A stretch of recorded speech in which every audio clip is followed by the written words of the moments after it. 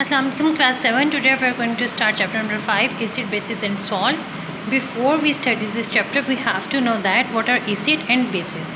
Acids have arrived from the Latin word acid, that means sour. Sour कहते हैं खट्टे को. एसिड रिएक्टिव होते हैं. आप लोगों के जो सब्सटेंसेस हैं जिनके साथ वो रिएक्ट करते हैं उनको जला देते हैं. ठीक है. बेसिस क्या होती हैं? आपकी स्लिपरी होती हैं और टेस्ट में कड़वी होती हैं, जैसे कि आपके सोप बेस से बनाए जाते हैं. जब सॉल्ट, एसिड और बेस रिएक्ट करते हैं आपस में, उस रिएक्शन को कहते हैं न्यूट्रलाइजेशन, और उस प्रोसेस में क्या आपका प्रोड्यूस होता है? सॉल्ट. इस चैप्टर में हम सबसे पहले पढ़ेंगे एसिड. एसिड क्या है? एसिड ऐसे मटेरियल हैं जो कि पानी के अंदर सॉल्युबल होते हैं. इनका टेस्ट खट्टा होता है और उसके बाद क्या करते हैं, अगर ये इंडिकेटर, ये कलर चेंज कर देते हैं. ठीक है. अगर आप ब्लू लिटमस पे इसको गिराएंगे जो कि इंडिकेटर है, वो उसको क्या कर देगा? रेड कर देगा. और ये जब रिएक्ट करते हैं किसी मेटल में से, तो उसमें से हाइड्रोजन को आज़ाद कर देते हैं. ठीक है. और इसके एज अ रिज़ल्ट क्या बनाते हैं? बेस के साथ जब ये रिएक्ट करेंगे तो क्या बनाएंगे? सॉल्ट बनाएंगे. कॉमन जो सॉल्ट हमारे पास एसिड आ जाते हैं वो है hydrochloric acid, nitric acid, sulphuric acid और एसिटिक एसिड. अब एसिड की टाइप्स पे आते हैं. एसिड को हमारी दो टाइप्स आ जाती हैं, एक होते हैं नेचुरल और एक होते हैं आर्टिफिशियल. नेचुरल एसिड ऐसे एसिड हैं जो कि हमें नेचुरल सब्सटेंसेस में से मिल रहे होते हैं, जैसे एसिटिक एसिड हमें सिरके में से मिल रहा है, एंटिक एसिड हमें चाय में से मिल रहा है, और सिट्रिक एसिड हमें सिट्रिक फ्रूट्स में से मिल रहा है. नेक्स्ट हमारे पास आ जाते हैं आर्टिफिशियल. आर्टिफिशियल ऐसे होते हैं जिनको हम खुद प्रिपेयर करते हैं, सिंथेसाइज करते हैं. जैसे मिनरल्स ले लिए, उनसे हमने जो है तेज़ाब बना लिया, तो वो आ जाएगा आपका सल्फ्यूरिक एसिड, नाइट्रिक एसिड और हाइड्रोक्लोरिक एसिड. नेक्स्ट आपकी इसकी स्ट्रेंथ, इसकी ताकत की बुनियाद पे इसको हम दो ग्रुप में टाइप्स में डिवाइड करते हैं, स्ट्रॉन्ग एसिड और वीक एसिड.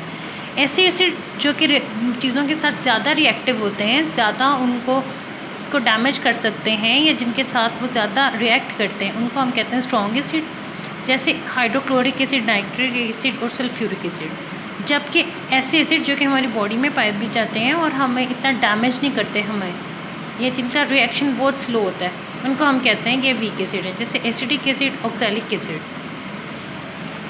नेक्स्ट इनकी फॉर्मेशन, जैसे हम इनको ऑब्टेन करते हैं या इनको बनाते हैं, तो उसके लिहाज से हम इनको दो तरीक़ों में डिवाइड करते हैं. ऐसे एसिड जिनको हम मिनरल्स, मदनियात से बनाते हैं, उनको हम कहते हैं कि ये मिनरल एसिड है या और इनऑर्गेनिक है, यानी गैर कुदरती. तो उसमें आ जाते हैं हाइड्रोक्लोरिक एसिड और सल्फ्यूरिक एसिड. और ऐसे एसिड जिनको कि हम जानदार लिविंग थिंग्स में से हासिल करते हैं, उनको हम कहते हैं ऑर्गेनिक. जैसे सिट्रिक एसिड हम सिट्रिक फ्रूट में से लेंगे, जिसको आप लेमन कह सकते हो, माल्टा कह सकते हो, आंवला भी आता है इसमें. ठीक है. और जैसे विनेगर, एसिडिक एसिड जिस तरह से हम उसमें से ले रहे हैं सिरके में से. ठीक है. अब जो आपके एसिड्स हैं उनको हम दो मज़ीद टाइप्स में हम डिवाइड करते हैं, जिसमें आ जाते हैं कॉन्सेंट्रेटेड और डाइल्यूट. कॉन्सेंट्रेटेड एसिड ऐसे एसिड होते हैं जिनके अंदर आपका कम पानी पाया जाता है, कम मकदार में पानी में इसको मिक्स करते हैं, और वो बहुत ज़्यादा रिएक्टिव होते हैं. ठीक है. बहुत तेज़ी से वो चीज़ों के साथ रिएक्ट करते हैं. उनको हम कहते हैं कि ये कॉन्सेंट्रेटेड है, यानी कि उसमें एसिड की मकदार ज़्यादा है. नेक्स्ट आ जाते हैं डाइल्यूट. ऐसे एसिड जिसमें कि कंसनट्रेशन कम हो, ठीक है, जो जिसमें कम मकदार में एसिड पाया जाए, जो कम रिएक्टिव हो, जिनमें पानी की मकदार ज़्यादा डालें हम लोग, और एज अ रिज़ल्ट हमारे पास वीक एसिड, यानी कि ऐसे एसिड आ जाए जिनकी रिएक्टिविटी कम हो जाए. जैसे आप लोग वॉशरूम साफ़ करते हो, तो एक आप लोग करते हो कि आप बॉटल लेते हो, उसको डायरेक्ट वॉशरूम में आप उसको यूज़ कर लेते हो, वो आपका होता है कंसनट्रेटेड. और ऐसा जिसको आप पानी में मिक्स करके आप यूज़ कर रहे होते हो, उसको आप कहते हो कि ये आपका क्या है? डाइल्यूट एसिड है. आपके पास यहाँ पे एक टेबल है जिसमें आपके पास डिफरेंट एसिड और उसके सोर्सेज हैं. ये आपको लर्न करना है. ठीक है. आफ्टर इट आपके पास एसिड की प्रॉपर्टीज़ आ जाती हैं. अब देखिए हम कौन सी मटेरियल्स को कहेंगे कि ये मटेरियल एसिड है. ऐसे मटेरियल जिनका जो टेस्ट है वो सोर हो, खट्टा हो, और वो आपके ब्लू लिटमस को रेड कर दें. इसके बाद अगर आप उसको फिनेफ्थलीन सोल्यूशन में डालें तो उसका कलर कलरलेस हो जाए, यानी कि ब्लू फिनेफ्थलीन ऑरेंज कलर की होती है. ठीक है. तो ये आपका क्या हो जाए? Dark pink, shocking pink colour का होता है फिनेफ्थलीन. तो ये क्या? कलरलेस हो जाए. एसिड इलेक्ट्रिसिटी के कंडक्टर होते हैं. हर एसिड में से इलेक्ट्रिसिटी आप पास कर सकते हो, और उनकी क्रसिव नेचर होती है, यानी कि जिस चीज़ से गुजरेंगे उसको जला देंगे। एसिड को strong acid can destroy organic matter. जो स्ट्रॉन्ग एसिड हैं वो ऑर्गेनिक मैटर जैसे पेपर, क्लॉथ, वुड और आपकी स्किन को जला सकते हैं, बल्कि जलाते हैं, ठीक है। और जब वो मेटल जैसे आयरन और अमोनियम के साथ रिएक्ट करेंगे तो वो उसको ग्लास गाल देंगे, ठीक है, उसको भी डिस्ट्रॉय कर देंगे। यही वजह है कि हम जो हैं आपके एसिड्स को मेटल कंटेनर में नहीं रखते, हमेशा प्लास्टिक या ग्लास बॉटल्स में सेव करते हैं। कंटेनर्स में जब आप लोग एसिड में जब आप पानी डालते हो, ठीक है, तो वो बड़ी ज़्यादा रिएक्टिविटी होती है उसके साथ, ठीक है, उसमें बर्निंग प्रोसेस होता है, इसलिए हमें ध्यान रखना चाहिए। इसके बाद जितने भी मिनरल एसिड हैं वो हमारी स्किन को बर्न कर देते हैं, जला देते हैं, जिसकी वजह से हमें उसको ध्यान से हैंडल करना चाहिए। Turning to the next page, हमारे पास आ जाते हैं डिल्यूट। एसिड जो सॉल्युबल पानी में होते हैं वो डिल्यूट सॉल्यूशन बना देते हैं, ठीक है। तो उनको हम किस तरह से डिल्यूट करते हैं, जब उसमें पानी डाला जाता है।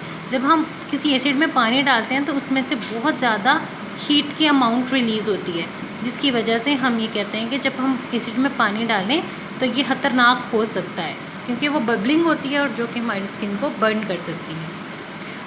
अब जो एसिड हैं वो हमेशा मेटल के साथ एक्टिव मेटल के साथ रिएक्ट करते हैं और उसमें से हाइड्रोजन को एलिमिनेट कर देते हैं, यानी कि हाइड्रोजन को निकाल देते हैं और न्यू आपके पास हाइड्रोजन गैस बनाते हैं और सॉल्ट बनाते हैं, या आपके पास एक नई प्रोडक्ट बना देते हैं। जैसे अल्मोनियम और हाइड्रोक्लोरिक एसिड को हम रिएक्शन करवाएं तो अल्मोनियम क्लोराइड बनेगा और साथ में हाइड्रोजन गैस रिलीज़ हो जाएगी। इसी तरह आयरन को सल्फ्यूरिक एसिड के साथ करें तो आयरन सल्फाइड बनेगा और हाइड्रोजन एलिमिनेट हो जाएगी। जिंक को नाइट्रिक एसिड के साथ कराएं तो जिंक नाइट्रेट बन जाएगा, यानी कि एक नहीं। जो लेस रिएक्टिव मेटल होते हैं जैसे कॉपर, सिल्वर और गोल्ड, ये इतने ज़्यादा एसिड के साथ रिएक्ट नहीं होते, ठीक है, और इसमें हाइड्रोजन भी रिलीज़ नहीं होती। तो ऐसी रिएक्शन जिसमें हम एसिड और बेसिस को आपस में रिएक्ट करवाएं तो उसमें सॉल्ट और वाटर एलिमिनेट होते हैं, यानी कि उसमें से सॉल्ट और वाटर बनना शुरू हो जाता है। तो इनको हम कहते हैं न्यूट्रलाइजेशन, जो कि हम नेक्स्ट पढ़ेंगे। अब हम पढ़ेंगे एसिड के यूज़ कौन कौन से हैं, ठीक है। सबसे पहले हम पढ़ेंगे सल्फ्यूरिक एसिड, जिसको कहते हैं गंधक का तेज़ाब, और ये किंग ऑफ ऑल एसिड्स हैं, ठीक है। इसको जाबिर बिन हयान ने बनाया था। ये बहुत रिएक्टिव होता है और बहुत फास्ट रिएक्शंस करता है, ठीक है, बहुत तेज़ी से ये बर्निंग प्रोसेसेस में हेल्प करता है। सबसे पहले ये ड्रग प्रिपेयर करने में हेल्प करते हैं। ड्रग कहते हैं बेटा सिरप को, ठीक है, मेडिसन्स को। उसके बाद हम इसको फर्टिलाइज़र बनाते हैं, जैसे अमोनियम सल्फेट, जैसे सल्फ़र वाले जो होते हैं फर्टिलाइज़र खाते बनाते हैं। इसके बाद ये कॉपर सल्फेट के साथ रिएक्ट करता है, जिसको कि हम कार की बैटरीज़ में यूज़ करते हैं। कार की बैटरी में पानी डालें तो कहते हैं ना कि कार की बैटरी को आराम से खोलें या इसमें से पानी निकल सकता है या बर्निंग हो सकती है। कार की बैटरी का पानी जो है कपड़े जला देता है, क्यों? क्योंकि उसमें सल्फ्यूरिक एसिड होता है। उसके बाद ये टेक्सटाइल, कपड़े की, पेपर की और लेदर की इंडस्ट्री में यूज़ किया जाता है। नेक्स्ट आ जाता है हमारे पास हाइड्रोक्लोरिक एसिड।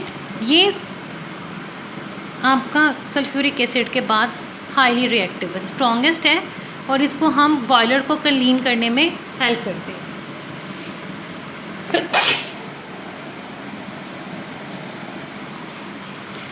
ओके, बॉयलर्स कैसे हो सकते हैं? जो कि आपके इंडस्ट्रियल बॉयलर्स होते हैं, ठीक है, जो प्रोसेस आपके बॉयलर को क्लीन करने के लिए यूज़ होते हैं, जिसको कहते हैं डीस्केलिंग, ठीक है। उसके बाद प्योरीफिकेशन ऑफ सॉल्ट और purification manufacturing of chemical. Salt को प्योरीफाई करने के लिए और केमिकल्स बनाने के लिए यूज़ होते हैं, जैसे कि फेरिक क्लोराइड, आयरन का ये होता है।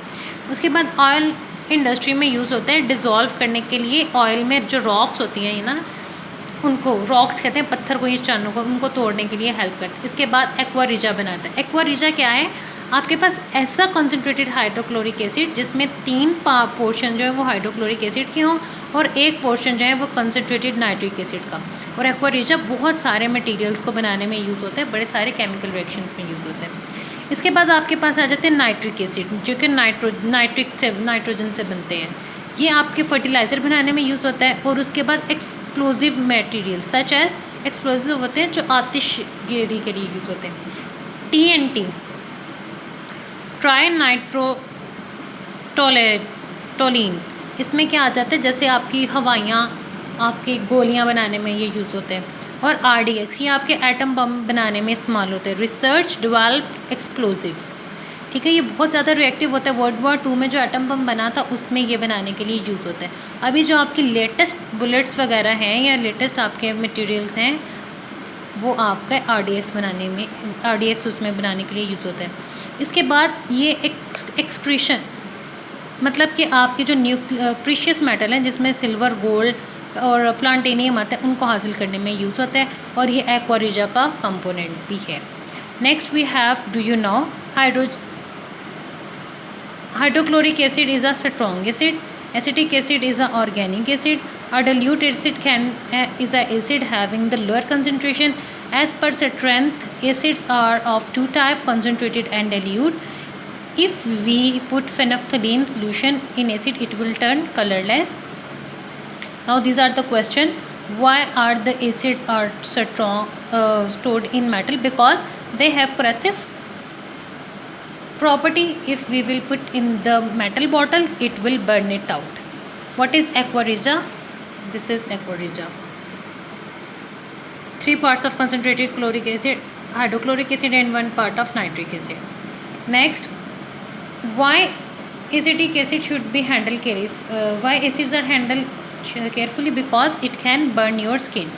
What happen when acid come in the concentrated and reactive active metal? जब एसिड जो है कांटेक्ट करते हैं एक्टिव मेटल के साथ तो क्या होता है, यहाँ पे था हाइड्रोजन एटम्स को एलिमिनेट, रिप्लेस कर देते हैं, और उसके बाद फॉर्मेशन ऑफ सॉल्ट और हाइड्रोजन गैस हो जाती है। ठीक है, ये वाला इसका आंसर यहाँ से यहाँ तक। Okay students, today your today's topic is over. In next class we will study about basis.